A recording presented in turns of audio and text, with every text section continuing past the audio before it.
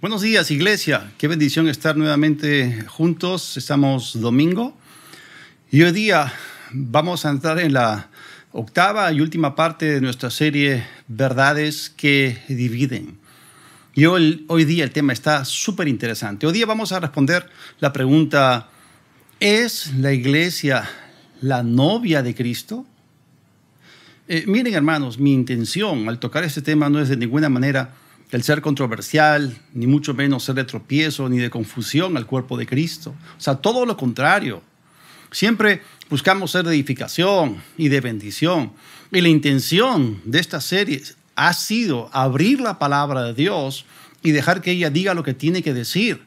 Y si alguien dice algo que no está en línea con la palabra de Dios, por más popular que sea, por más tiempo que se haya repetido, entonces hay que aclararlo para asegurarnos de que seamos sanos en la fe. Ya hemos dicho que nuestro sistema de creencia es sumamente importante. Ahora, quiero empezar con esta declaración. No existe ningún versículo en la Biblia que afirme, declare o que diga que la iglesia es la novia de Cristo. Y aunque esto ha sido enseñado por cierto tiempo, no tenemos ninguna escritura que lo sustancie ni enseñe. Ahora, los que enseñan esto toman lamentablemente algunos versículos de la Escritura fuera de su contexto, los sacan fuera de su contexto. Y si tú los lees y consideras dentro de su propio contexto, no puedes terminar usándolos para enseñar que la iglesia es la novia de Cristo. Ahora, para poder responder bíblicamente a esta tan popular y difundida creencia en el cuerpo de Cristo, vamos a tener que volver a lo básico, a lo fundamental. Y miren, cuando nosotros estudiamos la Biblia, tenemos que seguir una hermenéutica coherente. Si ustedes no entienden lo que es esa palabra hermenéutica, ¿okay? La hermenéutica se refiere a los principios, reglas y pautas para interpretar correctamente la Biblia. Podemos decirlo de esta forma: la hermenéutica es el arte y la ciencia que nos enseña cuáles son los principios y métodos y las reglas de la interpretación. Cuando nosotros abrimos nuestra Biblia, nos vamos a dar cuenta que en la Biblia hay mucho material que debe ser tomado en el más estricto sentido literal. La Biblia tiene que ser tomada literalmente, sobre todo cuando estamos leyendo los libros históricos y los libros que contienen doctrina. Los libros históricos y los libros doctrinales deben ser tomados literalmente. Pero cuando nosotros hablamos acerca de la otra clasificación de libros de la Biblia, por ejemplo, cuando hablamos acerca de los libros poéticos y los libros proféticos de las Escrituras, encontramos allí mucho lenguaje figurado y donde abunda el simbolismo. Y otra cosa que también tenemos que decir y señalar es que todas las analogías e ilustraciones de la Biblia tienen sus limitaciones.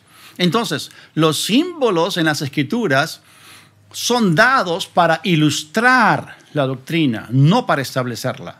Esto es sumamente importante. Son los pasajes literales los que establecen la doctrina. Los simbólicos lo que hacen es ilustrarla, reforzarla, adornarla. A manera de ejemplo, ¿por qué los poetas recurren tanto a las comparaciones e ilustraciones? Ellos lo hacen para embellecer y enriquecer la comunicación y para que el texto de sus obras no sea lineal, monótono ni aburrido. Ellos utilizan varios recursos literarios que se conocen también como figuras de dicción y así apelan a la imaginación de la gente y también la despiertan. Así que de esta forma realzan o expanden lo que quieren decir y se aseguran de provocar a sus lectores a pensar con mayor profundidad, apelando a ambos hemisferios de su cerebro. Y es por eso que ellos se expresan de esta manera. Ahora, algo muy importante: no se debe confundir lo literal con lo simbólico, ni viceversa. Esta es una regla básica de la interpretación bíblica. No confundamos lo literal con lo simbólico, ni viceversa. Por ejemplo, en el Evangelio de Juan, Jesús dijo: yo soy la puerta. Ahora, pensemos por un momento. ¿Es Jesús literalmente una puerta? O sea, ¿tiene Jesús bisagras, madera, manija? ¿Tiene tranca?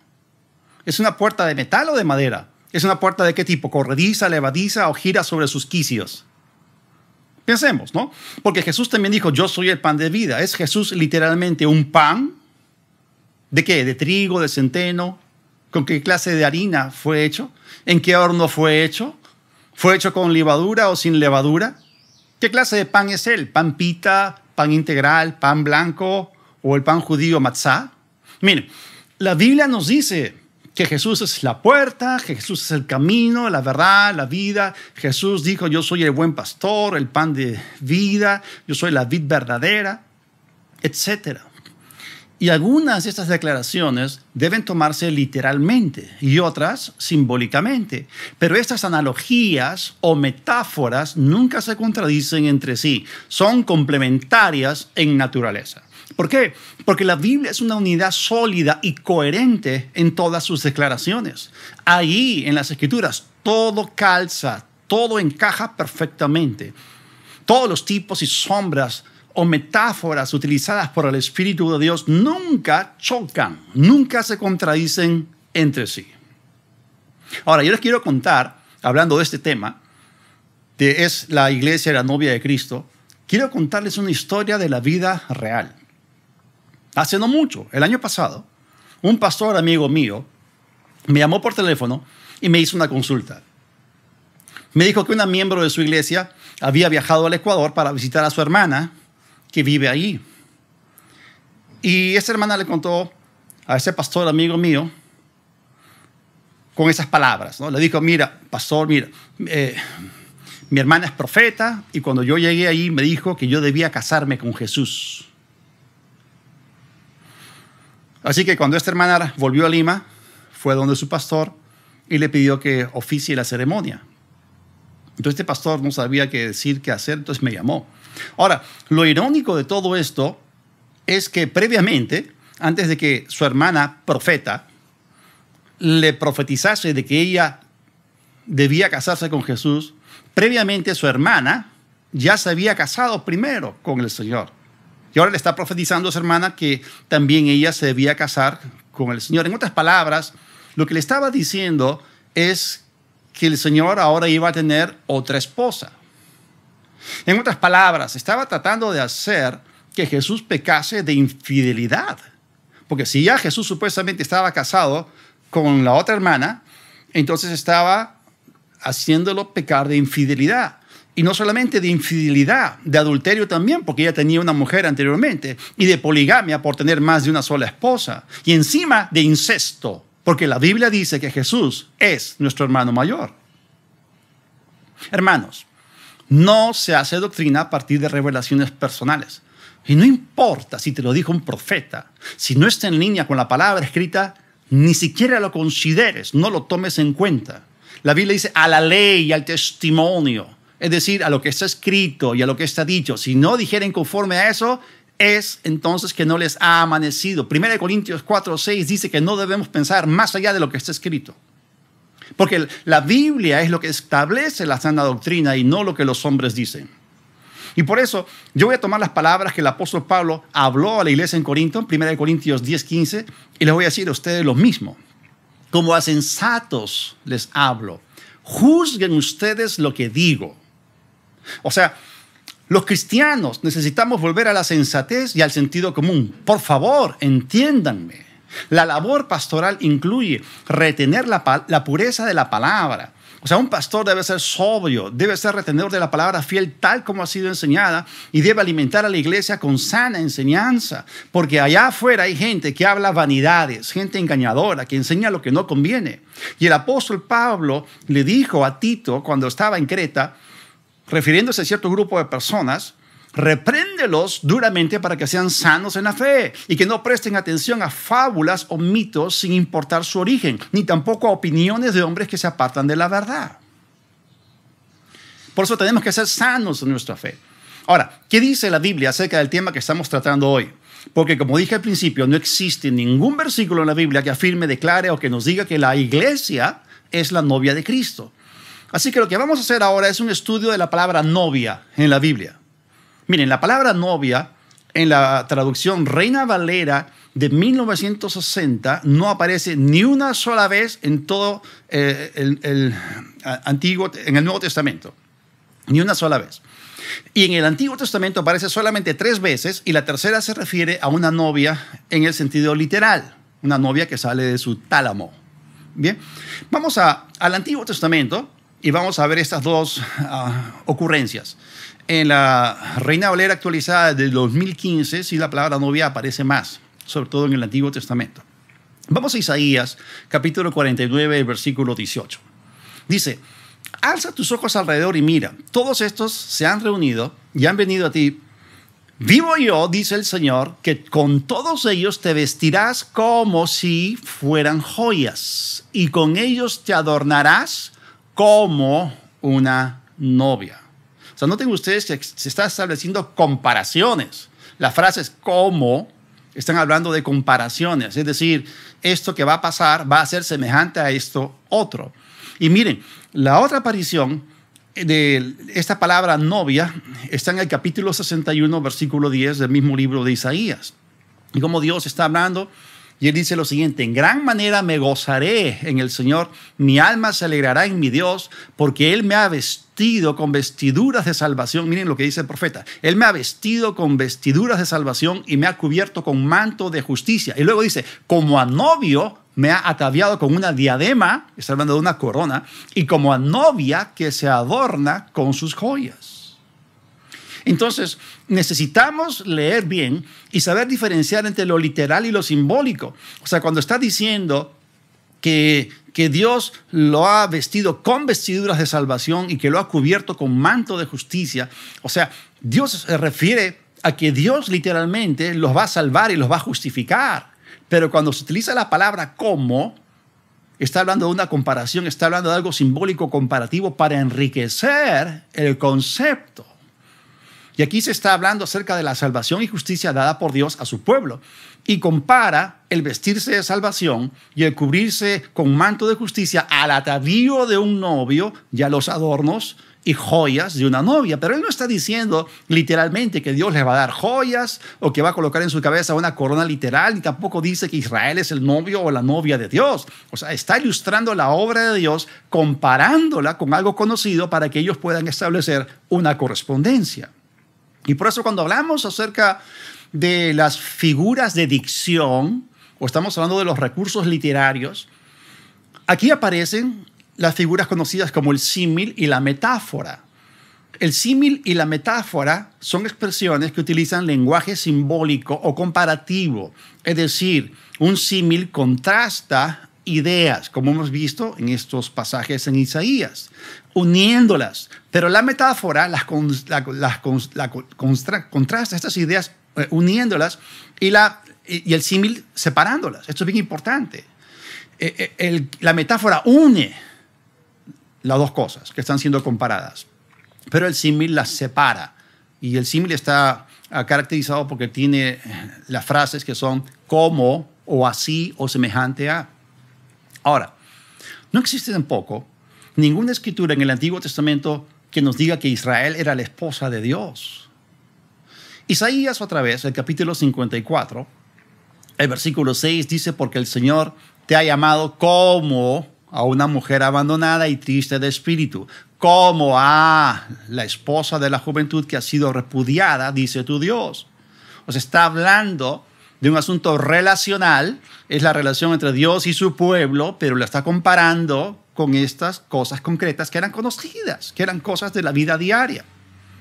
Isaías 62:5 dice: pues como el joven se desposa con la virgen, así te desposarán tus hijos. ¿Cómo es eso de que tus hijos se van a casar contigo? ¿Está hablando simbólicamente o literalmente? Otra vez. Pues como el joven se desposa con la virgen, así te desposarán tus hijos, y como el novio se regocija por su novia, así se regocijará tu Dios por ti. Entonces, entendamos una cosa. El Antiguo Testamento abunda en expresiones de este tipo en las cuales se usan al novio y a la novia como analogías para comunicar las ideas de gozo, vestidura, atavío, adornos, pero en ningún momento se nos dice aquí que Israel era la novia o la esposa de Dios. Vayamos a Jeremías, a otro profeta. Jeremías 2, versículo 32. Dice aquí: se olvida la virgen de su atavío, imagínense, ¿no? Se olvida la virgen de su atavío o la esposada de sus galas, de ninguna forma. pero mi pueblo se ha olvidado de mí por innumerables días. Está utilizando acá una comparación, está hablando de la relación de Dios con su pueblo, pero lo está comparando con cosas concretas de la vida diaria, y en este caso tiene que ver con una virgen que está a punto de casarse, una desposada, una novia. Jeremías 3:20 dice, pero como la esposa infiel abandona a su compañero, y otra vez el símil está como, la palabra como, pero como la esposa infiel abandona a su compañero, así, de esta forma, prevaricaron contra mí, oh casa de Israel, dice el Señor. Entonces, otra vez está ocurriendo lo mismo, el mismo patrón. Cuando Dios habla de la relación con su pueblo, Él dice que Israel le fue infiel como una esposa es infiel a su marido. Pero no está diciendo que Israel era su esposa. Miren lo que dice Oseas capítulo 3, versículo 1. El Señor me dijo de nuevo, ve, en otras palabras, haz esto para que veas cómo me siento, ¿no? Porque Oseas fue y se casó con una mujer infiel. Esa le fue infiel a él y él vivió en carne propia lo que Dios estaba diciendo que le estaba pasando a él con su pueblo.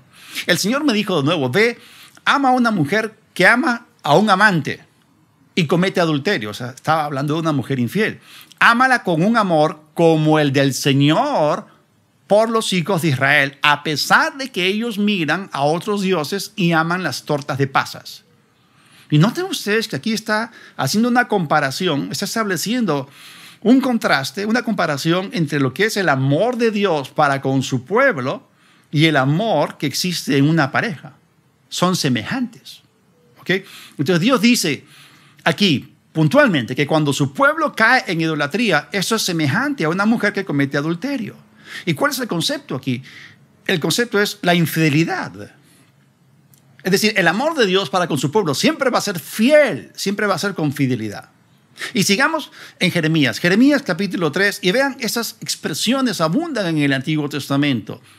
Jeremías 3, versículo 9. Y sucedió que por juzgar ella, cosa liviana, su fornicación, la tierra fue contaminada y adulteró con la piedra y con el leño.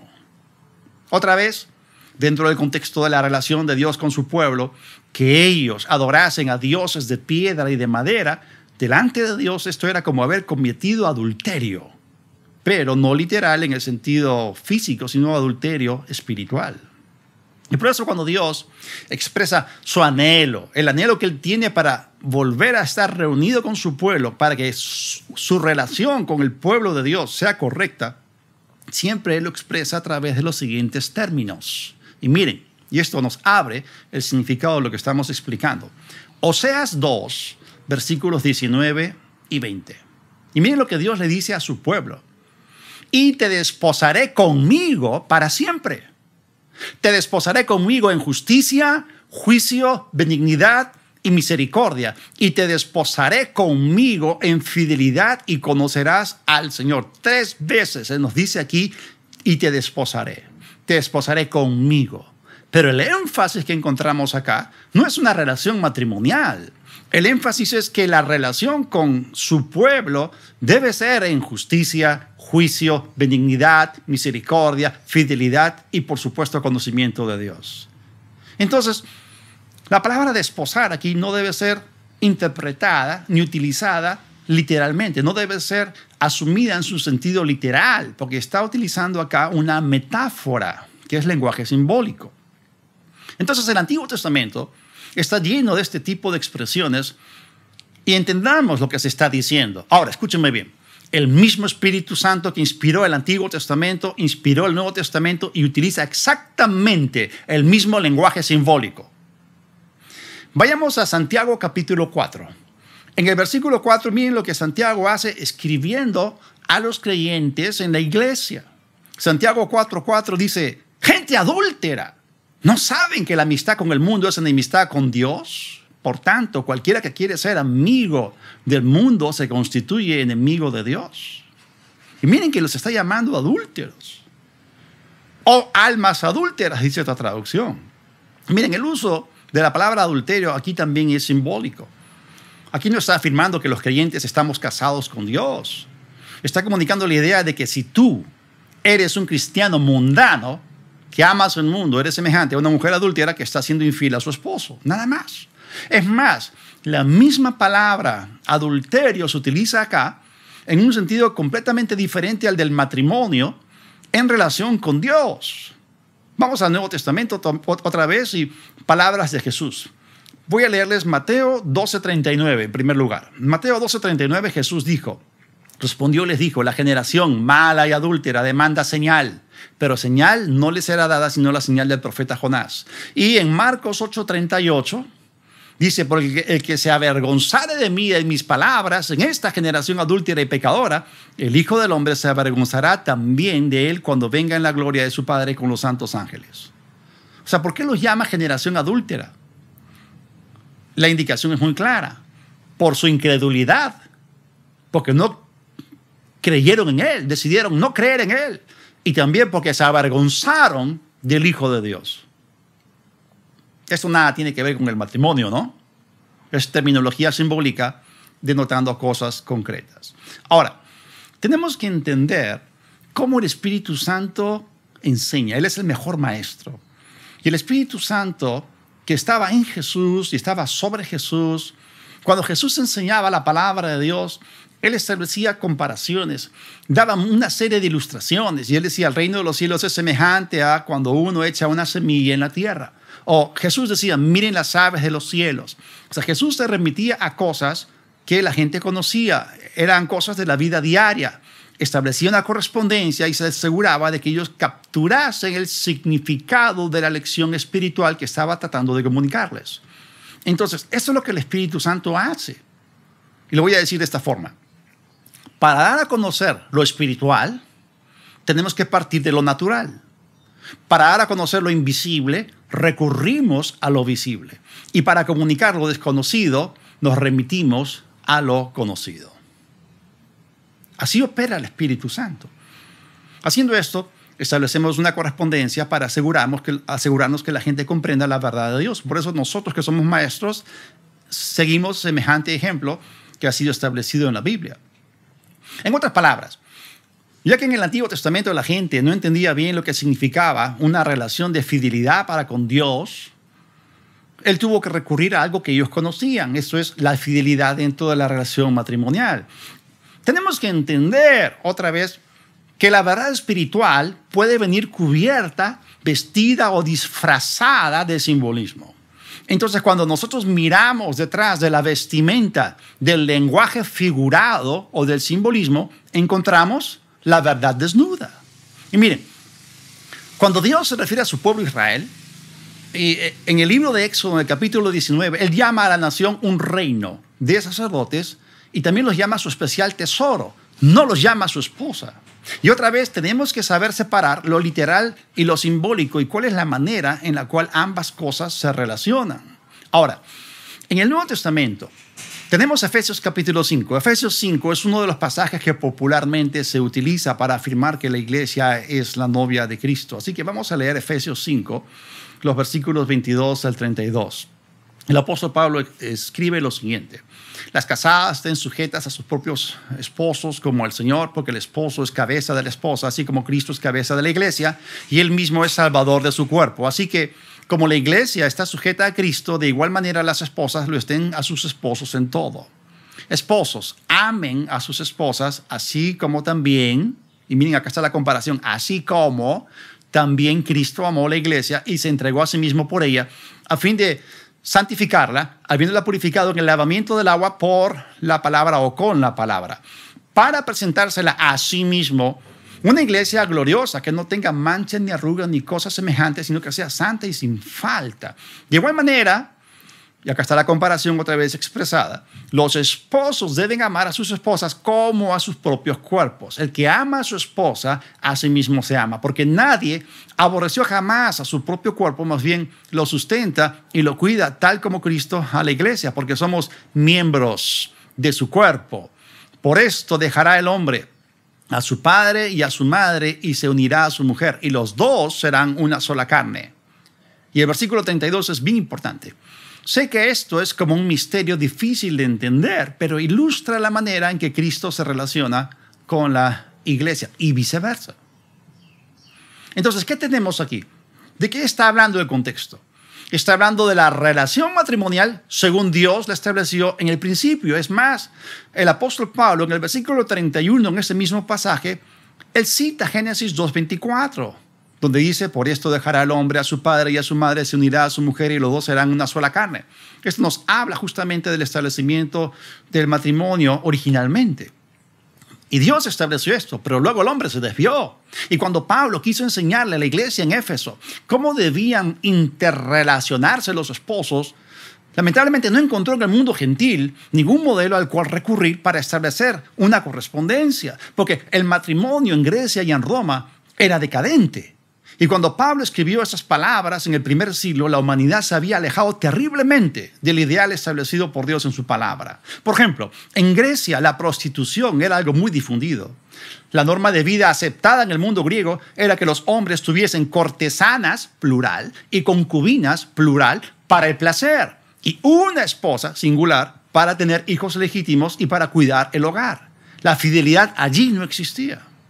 Y en Roma las cosas eran peores. La degeneración era única. En los días de Pablo la vida familiar romana estaba deshecha. Allí, esto es terrible, miren, allí las mujeres se casaban para divorciarse y se divorciaban para casarse. Es más, un historiador escribió que en Roma hubo una mujer que se había casado con su 23º marido y ella era su 21ª esposa. O sea, el ambiente general en Roma era de adulterio. El vínculo matrimonial estaba en vías de desaparecer. Incluso dentro del judaísmo mismo, y lo podemos ver en los días de los evangelios, en los días de Jesús, muchos por la dureza de su corazón estaban repudiando a su mujer, le estaban dando con ligereza carta de divorcio, carta de repudio, y por eso Pablo escribe que el ideal original de Dios con el matrimonio era una relación de amor, sumisión, respeto, pureza, fidelidad. Y como Pablo no encontró en el mundo gentil ni en el judío un ejemplo, un modelo digno de imitar, él tuvo que recurrir al ejemplo supremo del amor que Jesús tiene para con su iglesia, que es una clase de amor sacrificial, purificador, proveedor, protector. Hermanos, en la Biblia primero se establece doctrina y luego se adorna o muestra a través de ilustraciones. Pero la ilustración no es la verdad. Confirma la verdad, la enriquece y la adorna para que la gente la pueda entender. Entonces, seamos sensatos. ¿De dónde iba a aprender el esposo gentil su rol para con su esposa? Porque ese amor que Dios quería que el esposo tuviese para con su mujer de manera práctica, el cual se traduce en proveer y proteger, es ilustrado perfectamente con la relación entre Cristo y su iglesia. Entonces, nuevamente volvemos al mismo tipo de correspondencia establecida por Dios con su pueblo en el Antiguo Testamento. Ahora, otra escritura tomada fuera de contexto para decir que la iglesia es la novia de Cristo es 2 Corintios 11, los versículos 1 y 2. Y Pablo escribe acá diciendo: ojalá me toleraran un poco de locura. De veras, tolérenme, porque les celo con celo de Dios, pues les he desposado con un solo marido para presentarlos como una virgen pura a Cristo. ¿Por qué Pablo dijo esto? Pablo dijo esto debido a que falsos apóstoles se habían introducido en la iglesia en Corinto, habían tomado control de la iglesia y le estaban explotando. Estos falsos ministros, obreros fraudulentos, ministros de Satanás, se estaban aprovechando de los redimidos.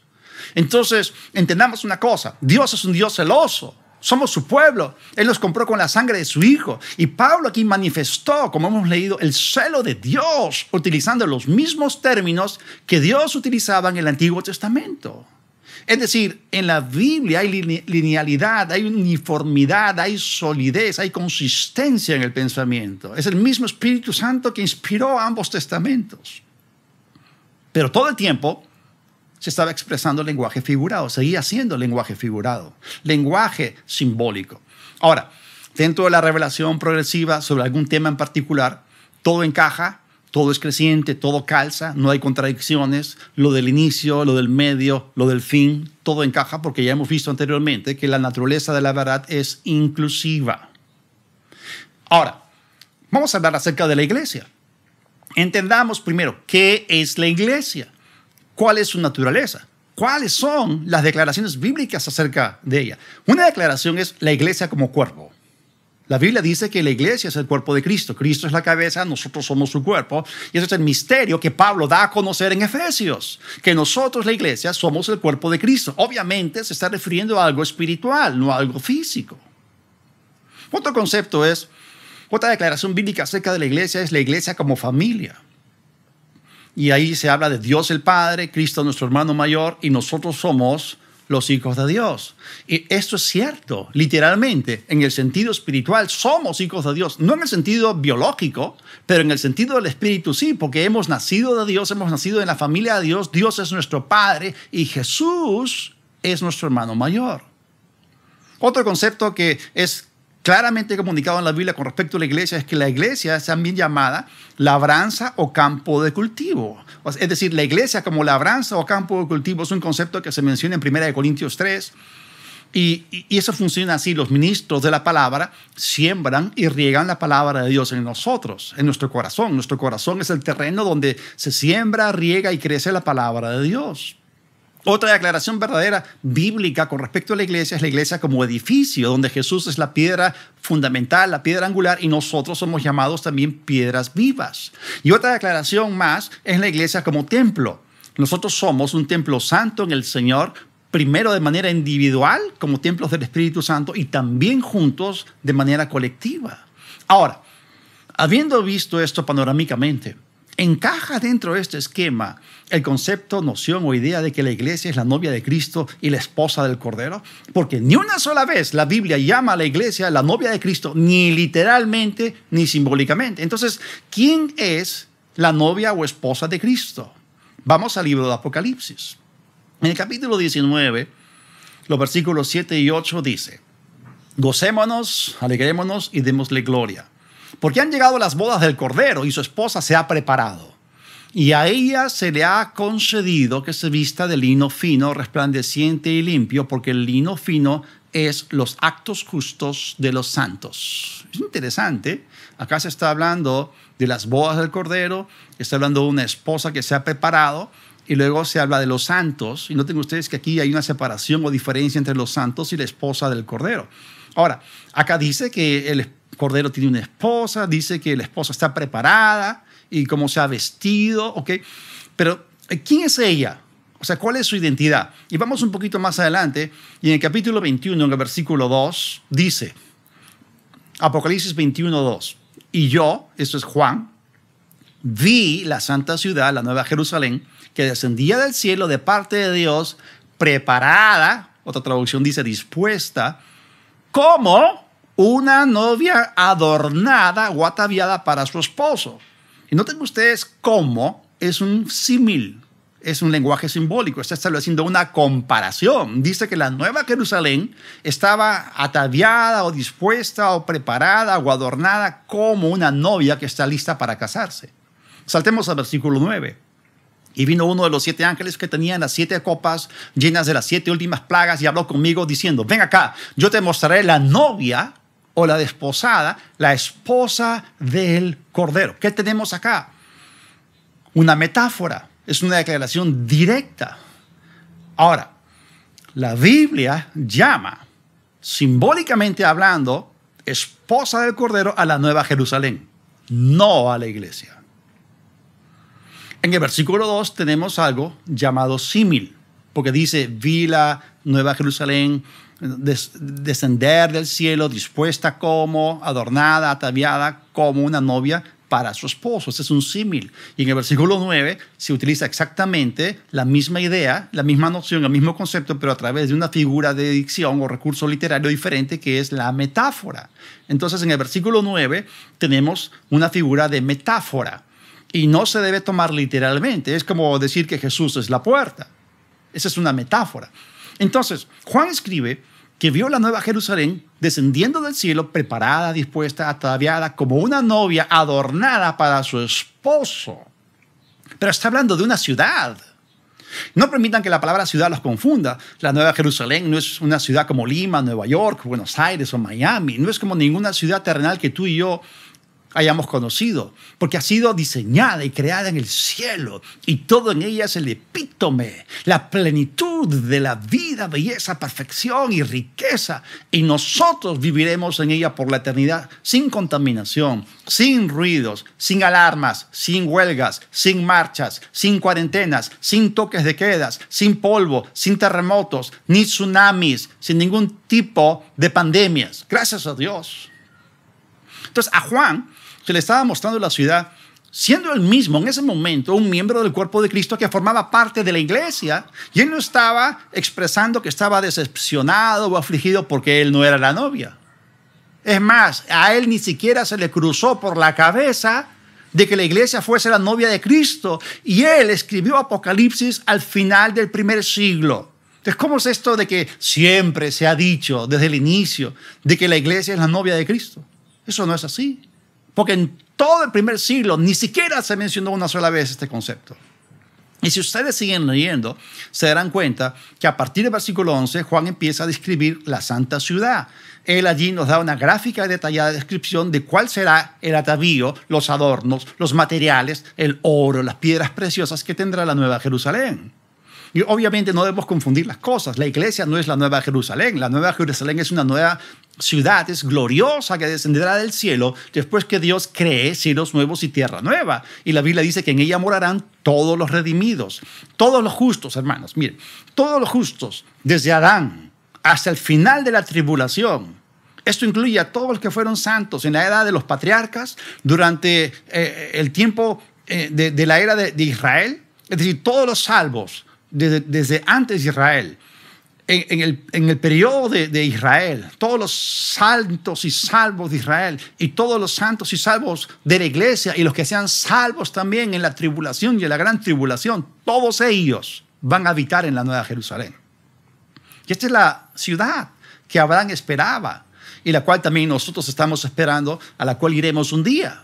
Así que la esposa del Cordero es la Nueva Jerusalén, simbólicamente hablando. Ahora, si esto rompe esquemas, escuchen lo siguiente, porque en la Biblia no hay ningún tipo de contradicción.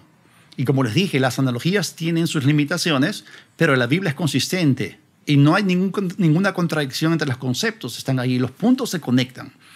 Es más, escúchenme bien, en Gálatas 4:26, el apóstol Pablo dice, dentro de un contexto donde hay una alegoría, que es otro recurso literario, él afirma que la Jerusalén de arriba, esto es la Nueva Jerusalén, es una ciudad libre de la ley, y también dice que ella es madre de todos nosotros los creyentes. O sea, ¿cómo es eso de que la Nueva Jerusalén es la esposa del Cordero, pero al mismo tiempo es nuestra madre? ¿Encaja? Si asumimos el sentido literal de ambas declaraciones, ¿eso es uniforme? ¿Eso encaja? No encaja. ¿Por qué? Porque está hablando simbólicamente. Piensen un poquito. Si la futura Nueva Jerusalén es la esposa del Cordero, y si supuestamente la iglesia fuese la novia, o sea, si ahora somos la novia, y un día el Cordero se va a casar con la esposa, entonces Jesús le estaría sacando la vuelta, estaría siendo infiel a ambas. Y eso es absolutamente imposible. Otra cosa que quiero decirles es que una novia no puede usar el nombre del novio o de su futuro esposo hasta que se casen. Si una mujer es soltera, utilizar el nombre o apellido de su novio es ilegal, no tiene derecho, no están casados, no hay unión legal que la respalde. Pero nosotros, la iglesia, tenemos el nombre de Jesús y podemos usarlo. Nosotros tenemos el derecho de utilizar el nombre de Jesús porque somos su cuerpo, estamos en Él, estamos vitalmente unidos a Él, somos las ramas, Él es la vid, ya somos parte de Él. Entonces la iglesia ya es el cuerpo de Cristo. Cuando hablamos acerca de un novio y una novia que están para unirse en un futuro, estamos hablando de dos cuerpos separados, ¿ok? En el futuro el cuerpo de la novia se va a unir al cuerpo de su esposo y serán una sola carne. Escúchenme bien, la iglesia ya es el cuerpo de Cristo. La iglesia no es otro cuerpo que en el futuro se va a unir o llegar a ser una sola carne con Cristo. Jesús es la cabeza, nosotros el cuerpo, somos parte de lo mismo. Miren lo que la Biblia dice con respecto a la iglesia, cómo el Señor nos llama a nosotros. 2 Corintios 6, los versículos del 14 al 16. No se unan con los incrédulos en un yugo desigual. Pues, ¿qué tiene en común la justicia con la injusticia? ¿O qué relación puede haber entre la luz y las tinieblas? ¿Y qué concordia tiene Cristo con Belial? ¿O qué tiene en común el creyente con el incrédulo? ¿Y qué acuerdo puede haber entre el templo de Dios y los ídolos? Ustedes son el templo del Dios viviente. Ya Dios lo ha dicho, habitaré y andaré entre ellos, y yo seré su Dios, y ellos serán mi pueblo. Entonces, aquí Pablo está llamando a los creyentes: justicia, luz, Cristo, templo de Dios, pueblo de Dios. Y si Dios es nuestro Padre en el sentido literal, espiritualmente hablando, entonces afirmar que somos la novia de Cristo haría de Dios el Padre nuestro suegro. ¿Cómo puede Él ser nuestro Padre y suegro a la vez?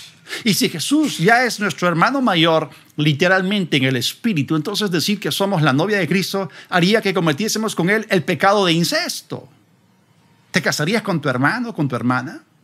Aparte de esto, tenemos otra declaración bíblica. En Efesios 4, del 11 al 16, leemos que la iglesia, que es el cuerpo de Cristo, debe crecer hasta volverse un hombre maduro, no una novia ataviada.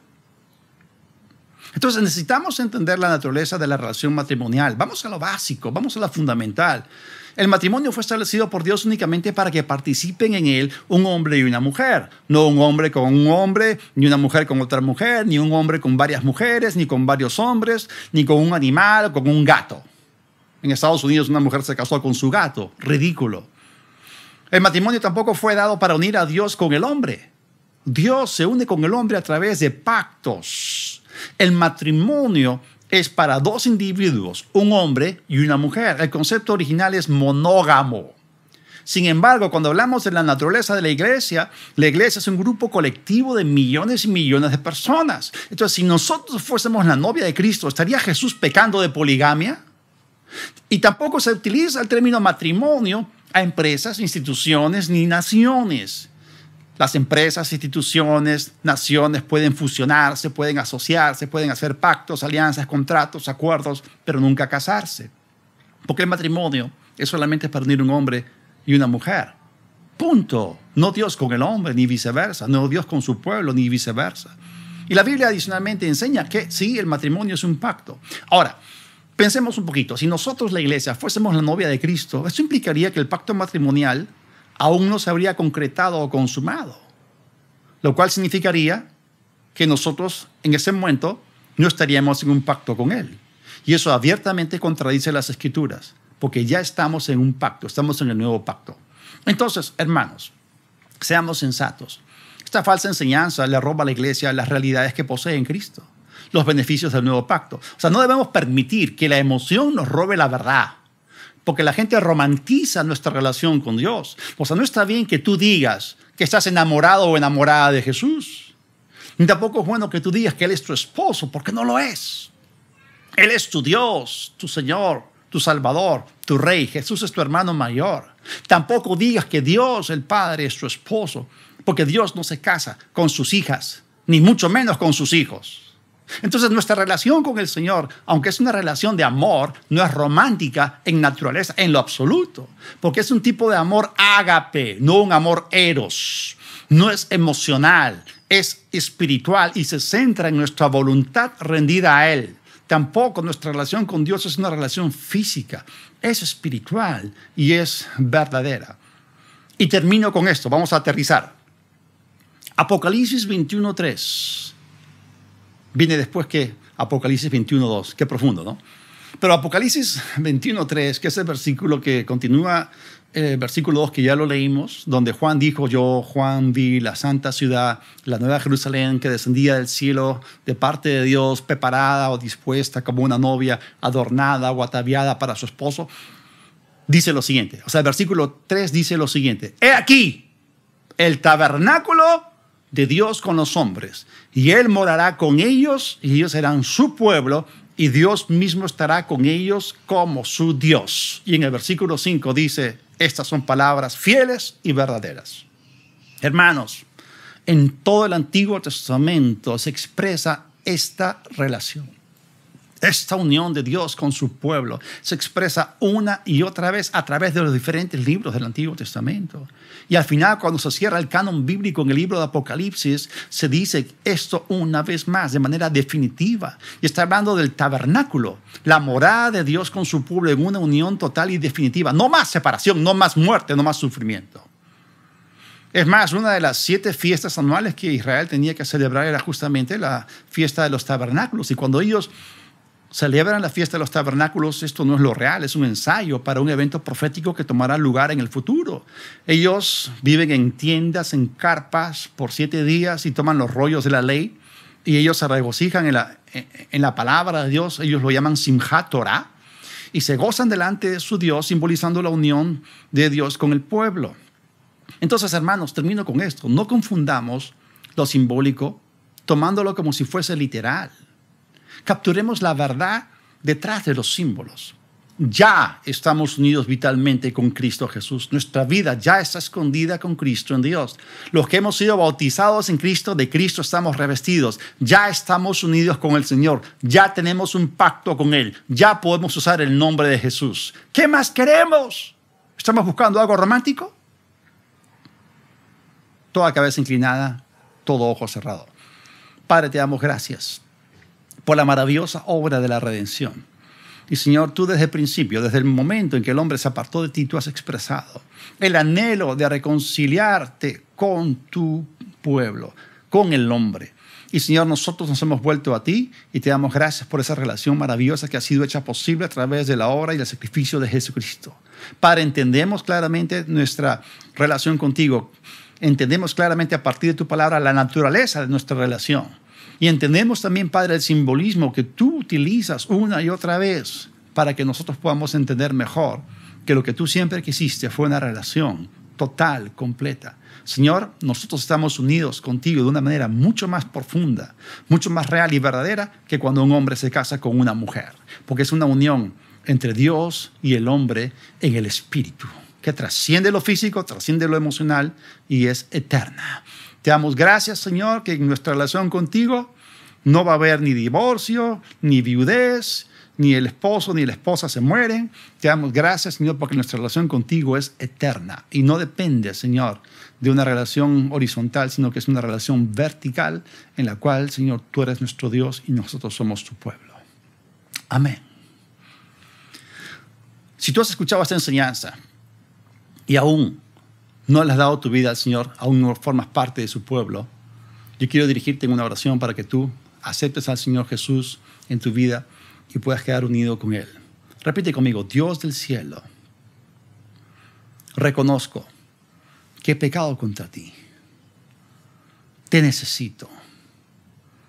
Quiero unirme contigo en pacto.